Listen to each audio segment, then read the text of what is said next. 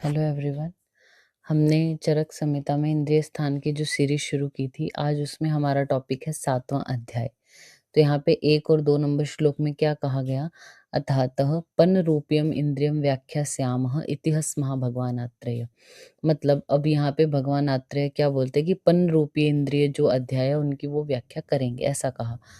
जब हम जैसे हम हर चीज़ जो है वो सिस्टमेटिकली पढ़ रहे हैं कि कैसे कौन-कौन से चैप्टर की प्लेसमेंट कैसे हुई है। तो हमने अभी तक जो चैप्टर्स देखे हैं 6 नंबर चैप्टर तक हमने देख लिया। पहले जो इंद्रियों के विषय हैं, फिर स्पेसिफिक इंद्रिय से रिलेटेड जो भी अरिष्ट लक्षण हमने देखे, फिर पूर्व रूपीय जो इंद्रिय अध्याय है वो देखा।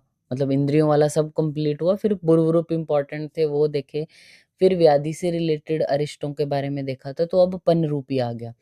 जब हम 3 नंबर श्लोक में देखेंगे जो फर्स्ट चैप्टर में था, जहाँ पे बताया गया कि व्याधि, व्याधि के उपद्रव, व्याधि की वेदना, उपद्रव आदि का वर्णन और फिर छाया प्रतिछाया के बारे में वर्णन है। तो व्याधि और व्याधि से रिलेटेड जो भी वेदना, उपद्रव आदि हैं, वो तो हम इनसे पहले वाले चैप्टर्स में देख ही चुके हैं। तो अब छाया और प्रतिछाया से संबंधित अरिष्ट जिस अध्याय में है, वो हमारा पन्न रूपी अध्याय है। 3 नंबर श्लोक को भी देखिए। दृष्टयाम यस्य विजानीयात् पन्नरूपः कुमारिकां प्रतिछायां अक्षणो नैनम इच्छन् चिकित्सतुम्। क्या बोला है? पन्न रूपम इति नष्ट रूपः, यानी जिसमें कुमारिका, कुमारिका मतलब क्या होती है? पुरुष अनंतरम नयन गत्वा कुमारिका, मतलब आप कभी भी किसी की आंख में देखते हैं, आंखों में अगर आप देख रहे हो तो आपको उसमें अपनी छाया दिखाई देती है, आप खुद को देख पाते हो ना उसकी आंखों में। तो वो जो आप प्रतिबिंब अपना दूसरे की आंखों में देख पा रहे हो उसको बोलते हैं कुमारिका। अगर वो कुमारिका पन्न रूपहा हो जाए, मतलब नष्ट रूप हो जाए, यानी जब वैद्य पेशेंट की आंखों में देख रहा है, जो पेशेंट है आपका, और उस पेशेंट की आंखों में आपकी जो छाया होनी चाहिए वो नहीं दिख रही है, मतलब जिसको प्रतिछाया बोलते हैं, वो अगर नहीं दिखाई दे रही है, तो मतलब उस पेशेंट की आपको ट्रीटमेंट नहीं करनी है। वो छाया नष्ट हो चुकी है, पन्न रूप हो चुकी है, इसका मतलब उसकी चिकित्सा ना करो, ये अरिष्ट लक्षण है। 4 नंबर श्लोक में क्या बताया? ज्योत्स्याम आतपै दीपे सलिले आदर्श्योर अपि, मतलब चंद्रमा की छाया में या आतप में यानी धूप में दीप जल रहा हो, उसकी जो रोशनी होती है उसमें, सलिल यानी पानी में, आदर्श यानी शीशे में जो आपको दिखाई दे, अंगेषु विकृताम यस्य छाया प्रेत तथैव स, अगर आपको उनमें देखने पर अपने अंग विकृत दिखाई दे रहे हैं पेशेंट को, मतलब अगर वो सूर्य के जो रोशनी है, मतलब आतप है उसमें खड़ा है, तो आपको छाया अपनी दिखाई देती है, उसमें अगर आपको अपने अंग विषम दिखाई दे रहे हैं, अगर आपके 2 हाथ है ना और उसकी जगह आपको 4 या 6 दिखाई दे रहे हैं, या फिर दिया अगर जल रहा है, उसकी जो रोशनी हो रही है उसमें आपको अपनी बॉडी के पार्ट्स दिखाई दे रहे हैं, वो विकृत दिखाई दे रहे हैं, तो यानी ये एक अरिष्ट लक्षण है, वो प्रेत के समान है, मतलब जो मृत्यु हो चुकी है, जिसकी होने वाली है उसके समान है। 5 और 6 नंबर में क्या कहा गया है यहाँ पे? अब वो जो छाया दिखाई दे रही है उसकी और क्या-क्या विकृतियाँ हो सकती हैं बताया। छिन्ना, भिन्ना, आकुलः, छायाहीना वा अपि अधिका अपि वा, मतलब वो छाया छिन्न भी हो सकती है, मतलब डिवाइडेड भी हो सकती है 2 या 3 पार्ट्स में, भिन्न भी हो सकती है मतलब क्रैक्ड जैसे। आकुलः, आकुलः मतलब अनिश्चित प्रतिबिंबः, जैसे नॉर्मली अगर आप खड़े हों और आप अपना एक स्टेबल छाया देख सकते हो, चाहे वो धूप हो उसमें, लेकिन आकुल मतलब अनिश्चित दिखाई दे रही है, कभी 2 दिखाई दे रही है, कभी 4 दिखाई दे रही है, टेढ़ी-मेढ़ी हिलती हुई सी दिखाई दे रही है, उसकी बात हो रही है। तो छिन्न छाया भी दे सकते हो, भिन्न भी, आकुल भी। हीना वा अपि अधिका, या तो हीन अंग मतलब आपको अपना कोई बॉडी का पार्ट नहीं दिख रहा हो और अधिक दिख रहा हो, ज़्यादा मात्रा में दिख रहा हो। नष्टः, बिल्कुल ही नहीं अपनी छाया दिखाई दे रही। तन्वी, पतली दिखाई दे रही है नॉर्मल से, और द्विधाश्छिन्ना, 2 भागों में छिन्न दिखाई दे रही है। विकृत, विसिराचया या बिना सिर के दिखाई दे रही है। ये सब विकृतियाँ अगर आपको दिखाई दे रही हैं, एताश्च अन्याश्च या कश्चिद् प्रतिछाया विगर्हिता सर्वा मुमूर्षतां ज्ञेयं न च च एद लक्ष्य निमित्त जहा, मतलब ये कोई लक्ष्य निमित्त वो नहीं है, मतलब विकृति या विकार के हमने टाइप देखे थे फर्स्ट अध्याय में ही। तो लक्ष्य निमित्त मतलब जिसमें कोई निदान हो, जिसका कोई कारण हो, ये कारण वाली नहीं है, ये बिना कारण के अनियमित उत्पन्न हो रही है और उसको प्रतिछाया अपनी ऐसी दिखाई दे रही है। अपनी जो छाया है पेशेंट को, वो या तो छिन्न भिन्न, आकुलहीन, अधिक, दो भागों में बटी हुई, बिना सिर वाली, तनु या नष्ट दिखाई दे रही है, तो वो मरने वाला है, ऐसा समझना चाहिए आपको। ठीक है। फिर इसके बाद बोला 7 नंबर श्लोक में, संस्थानेन प्रमाणेन वर्णेन प्रभाया तथा छाया विवर्तते यस्य स्वस्थो अपि प्रेत एव स। मतलब या तो स्वस्थ व्यक्ति में या फिर जो ऑलरेडी जो पेशेंट है, रोगी है, उसमें भी अगर आपको ये कुछ चीजें उसमें विवर्तित दिखें, ऑपोजिट दिखें या विकृत दिखें, तो आपको वो समझना चाहिए कि वो उसकी मृत्यु होने ही वाली है। वो क्या क्या चीजें हैं? उसके संस्थान, मतलब उसकी आकृति, प्रमाण, उसके शरीर का प्रमाण, उसका वर्ण, उसकी प्रभा या उसकी छाया। अब इन चीजों को हम देखेंगे कि ये है क्या। पहले हम बात करते हैं संस्थान, मतलब 8 और 9 नंबर श्लोक में बोला संस्थान आकृतिज्ञ। संस्थान क्या होता है? आकृति को बोलते हैं, जो कैसी होती है? सुषमा या विषमा च सा, या वो दो प्रकार की आकृति है, या तो सुषमा या फिर विषमा, मतलब सिमेट्रिकल या फिर एसिमेट्रिकल। फिर मध्यम अल्पम महच्च उक्तम प्रमाणम त्रिविधम निर्णाम, और प्रमाण जो होता है बॉडी का वो तीन प्रकार का, या तो मध्यम या अल्प या महान। फिर प्रति प्रमाण संस्थानाम जल आदर्श आतपादिषु छाया या सा प्रति छाया छाया वर्ण प्रभाश्रया। अब आपने ये वर्ड देखे होंगे कि छाया भी बोलते हैं किसी को, कहीं कहीं वर्ड प्रति छाया वर्ड आ रहा है, कहीं हमने छाया देखा वर्ड, कहीं प्रति छाया।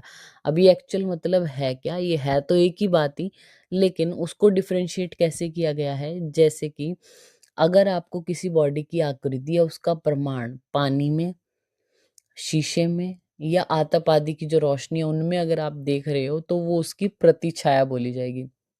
कोई पेशेंट अगर खड़ा है, या आप भी खुद देखो, लाइट आपके घर में, आपकी बॉडी की जो छाया किसी भी आपके फर्श पर दिखाई दे रही है, आपको ऐसे दिखाई दे रही है, वो आपकी प्रतिछाया बोली जाएगी। और छाया आपके वर्ण और आपकी प्रभा के आश्रित होती है।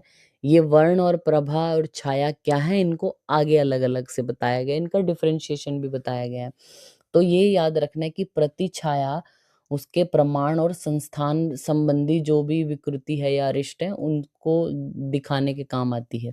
फिर आती है यहाँ पे छाया के बारे में विस्तृत वर्णन है। 10 से 13 नंबर श्लोक में बताया क्या? ख आदि नाम पंच पंचानाम छाया विविध लक्षण, यानी ख आदि यानी जो आकाश आदि हमारे पांच महाभूत हैं, उनसे हमारी छाया अलग अलग 5 प्रकार की हो जाती है, उनके अलग अलग लक्षण है। कैसे? नाभसी निर्मला नीला सस्नेहा सप्रभेव च। जो नाभसी छाया है, आकाशीय छाया जो है, वो निर्मल है, नीले वर्ण की है, सस्नेह है और सप्रभेव है, प्रभा से युक्त होती है। जो हमारी नेक्स्ट है रुक्षा श्याव अरुणा स्यातु वायवी सा हत प्रभा। हत प्रभा यानी प्रभाहीन होगी, रुक्ष होगी, श्याव और अरुण वर्ण की होगी। श्याव वर्ड जरूर याद रखना, श्याव व मतलब वायु के लिए आया, ऐसा याद रखने के लिए ट्रिक वैसे बताइए आप। फिर बोला यहाँ पे विशुद्ध रक्तः तू आग्नेयी दीप्त दीप्ताभा दर्शन प्रिया। देखने में जो अच्छी लगे, दीप्त आभा बहुत तेज आभा हो जिसकी, आग्नेय आग्नेय छाया की बात हो रही है, और विशुद्ध रक्तः जैसी जो है वो आग्नेय छाया है हमारी। फिर अम्बसी वाली पानी वाली छाया, जलीय छाया है, वो कैसी है? शुद्ध वैदुर्य विमला, वैदुर्य के समान है, विमल है, सुस्निग्धा है, वो हमारी जलीय छाया है या अम्बसी छाया है। स्थिरा स्निग्धा घना सुलक्षणा श्यामा श्वेता च पार्थिवी। पार्थिवी छाया के बारे में बोला, वो स्निग्ध है, स्थिर है, घन है, सुलक्षण है, श्याम है और श्वेत भी हो सकती है। फिर बोलते हैं ये वायवी गर्हिता स्तु आसाम चतस्रय स्यु सुखोदया। ये जो बाकी की 4 हैं, वायु को छोड़ के, वायु वाली गर्हित सबसे निकृष्ट बताई है, इसको छोड़ के जो 4 बचगी ये अच्छी होती हैं, सुख देने वाली होती हैं। वायवी तु विनाशाय क्लेशाय महते अपीवा। वायवी तो विनाश करने वाली होती है, मतलब अकस्मात अगर किसी को वायवी छाया उत्पन्न हो गई किसी की बॉडी में, आपको लग रही है कि वो वायवी छाया है उस पे, तो वो विनाश करने वाली होगी, मतलब अरिष्ट सूचक होती है। और क्लेशाय महति अपीवा, अब कुछ सभी पेशेंट्स या सभी पर्सन जो भी हैं, उनमें पांचों में से कोई ना कोई प्रकार की छाया तो होगी ही होगी उनमें, ठीक है।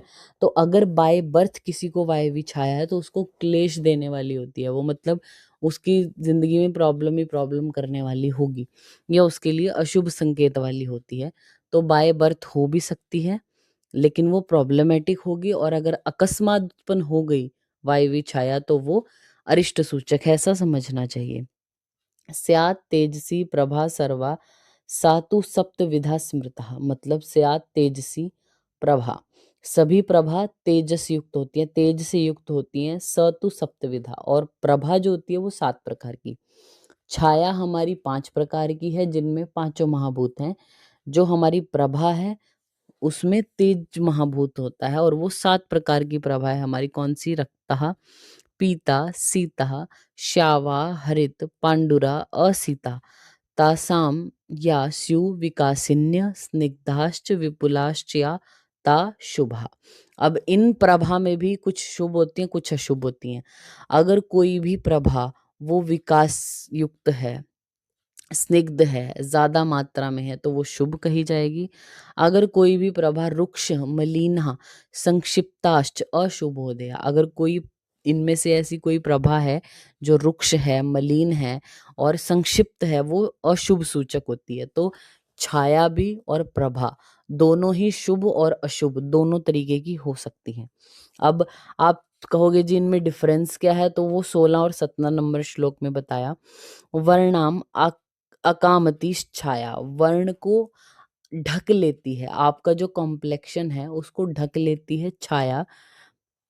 भास्तु वर्ण प्रकाशनी, भा यानी प्रभा वर्ण का प्रकाशन करती है, आपके वर्ण को और ज्यादा अच्छा करती है। आपने देखा होगा कई लोग जो होते हैं, मतलब वर्ण तो जैसे कोई बहुत ज्यादा गोरा होगा या काला होगा या मीडियम जो कॉम्प्लेक्शन है उसका होगा। कई गोरे लोग ऐसे होते हैं जिनके चेहरे में चमक नहीं होती। कुछ लोग ऐसे होते हैं जो गोरे हैं और उनमें चमक भी बहुत होती है, उनका कॉम्प्लेक्शन अलग ही खिल के आता है। तो उनके वर्ण में मतलब प्रभा युक्त हैं वो, क्योंकि वो वर्ण का प्रकाशन करती है। कुछ लोग ऐसे होते हैं जो गोरे हैं लेकिन थोड़ा डल सा, उनका फेयरनेस भी डल वाली होती है, तो वो उनके ऊपर छाया होती है। मतलब वर्ण को ढकने वाली, एक तरीके से लश्चरलेस लगे, वो छाया है। और प्रभा वर्ण का प्रकाशन करती है। आसन्नाम लक्ष्यते छाया, अगर आप पास में खड़े हो पेशेंट के तब आपको छाया दिखाई दे सकती है, दूर से छाया नहीं पता चलेगी। और भा प्रकृष्टा प्रकाशते है, भा प्रभा तो दूर से ही प्रकाशित हो जाती है, दूर से ही आप देख के पहचान सकते हो कि ये प्रभा है, इसके चेहरे पर मतलब चमक है।